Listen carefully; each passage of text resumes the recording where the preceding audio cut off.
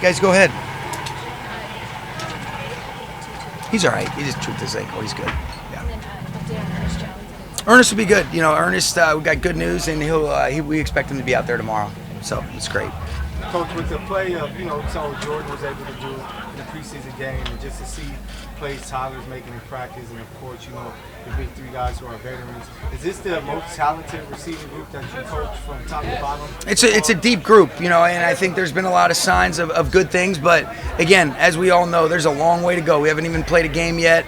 But the guys you mentioned, I've been really pleased with them. I thought, it was definitely a good example of Jordan Whittington being able to step up, make some plays with the opportunities. TJ is doing a good job of continuing to take things in the right direction. And so, and then we got those other guys that you mentioned, the 4 other guys that have done a lot of good things for us, but got to earn it every single day in this league. And I like where they're headed, but we've got a long way to go. Beyond Ernest, do you expect any of the other week-to-week guys to be back this week? I don't have any updates on that right now, Adam, but I wouldn't expect any changes as it relates to tomorrow's practice with the Cowboys with those guys. Coach Byron Young and Jason Taylor II had great practices today. Many coaches and coordinators talk about putting players in a position to excel. What excites you about what Chris Shula is doing? Just really what you said. I think really our defensive staff as a whole, it's identifying these players, and it's really about them. We can have all the ideas we want, but if it isn't brought to life by the players, then it doesn't mean anything. And you just mentioned, I thought JT had a great pick in the red zone. Contested throw, ended up jumping in front of it. That's probably going the other way for a touchdown. That was a big play for him. I really like what I've seen out of a lot of our young guys. Byron Young's a guy that's going to continue to take steps in the right direction. Joe Caniglia does such a good job with that group, but really Coach Shula, his leadership, his ability to be able to bring everybody together, create clarity with the vision that he has, I think it's really been on display throughout camp. I thought the way that our younger guys played the other day, I thought the way we handled sudden changes, the way that we tackled, when we've really made a big emphasis on approach fit and then being in finishing position. We don't tackle in practices, but to have that few missed tackles the other day, that was as clean of a first preseason game as I've been a part of, and really even in a first regular season game from a defensive standpoint. I was super pleased, and I think that's a real credit to the players and the coaches. What went into your decision, to switch from the Chargers to the Cowboys? Exactly what you know. It was really about when we made the plans with Coach Harbaugh, we were supposed to be in Woodland Hills. That would have trimmed the commute significantly.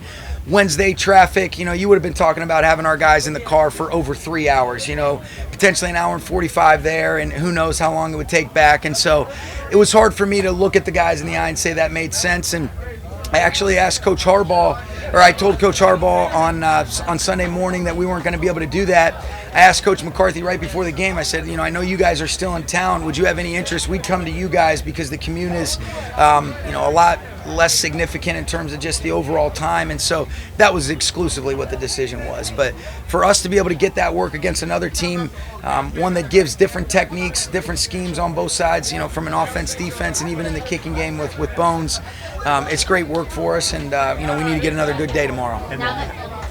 Go ahead. I'll let you finish, and I'll come to you, Sarah. How has Cam Kinchin's how did he play in the preseason game, and what would you like to see from him? Yeah, he did really well. And you guys asked me about it last week, Gary. I thought he did an excellent job in the practice against Dallas. He's getting more and more comfortable of understanding where his play opportunities are and, making the play on the slant in the tight red area, knowing where he fits, understanding, all right, what are the types of coverage tools that we want to activate, and then just being able to cut it loose. So I've been really pleased with him, and I think a lot of guys are getting comfortable. You look at Aubrey, Beak, Mike Harris, they've done such a great job creating clarity, and Cam's only getting better. And really what I'm interested in seeing is, it's the cliche, but it's true. Let's just continue to progress. Let's continue to, make those little improvements, and as we accumulate those things over time, I think a lot of good things give ourselves a chance to happen. Now that you've watched film of the game and rewatched Stetson, is it something where you feel comfortable having him as the backup for Matthew because Jimmy can't play those? Yeah, I think we still got, we got to be able to see some more body of work. What I did like, Sarah, was what I mentioned to you. I thought, to be able to stay together, that's a tough deal when you have the ball, when you turn it over a handful of times, and it was. And he kind of mentioned it, I think, in the post game to you guys, where thought he was seeing some things, and then, the mistakes ended up, being pretty costly. But he just kept playing. He kept fighting. The guys kept believing around him, and I was really impressed with just the resilience that he demonstrated. But we do need to take better care of the football. That's a very important thing. All of those are very correctable. And really, in a lot of them, it's not necessarily with the exception. Well, a couple of them were bad decisions, and then a couple of them were just missed the way that you want to throw. Make the type of layered throw. But you're going to the right spot, and all things that we can learn from. But he's got to continue to improve, and we're still in evaluation mode. Sean, a couple more, guys. I understand The variety that philosophy has brought in terms of your run game, but what, if anything, have you changed over the years about the way you install it and the way that you teach it? Not too much. Maybe the order at which we install it, where you go with the priorities, but.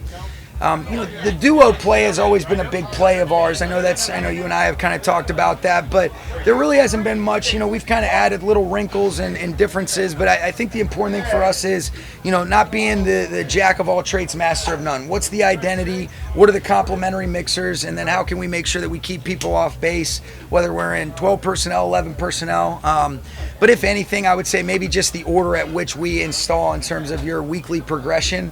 But the teaching progression isn't too different within those concepts. When you were first becoming a head coach and you had to decide how you were going to layer all the learning and all of that, was there anyone or any lessons you learned on in terms of deciding how you wanted to do that?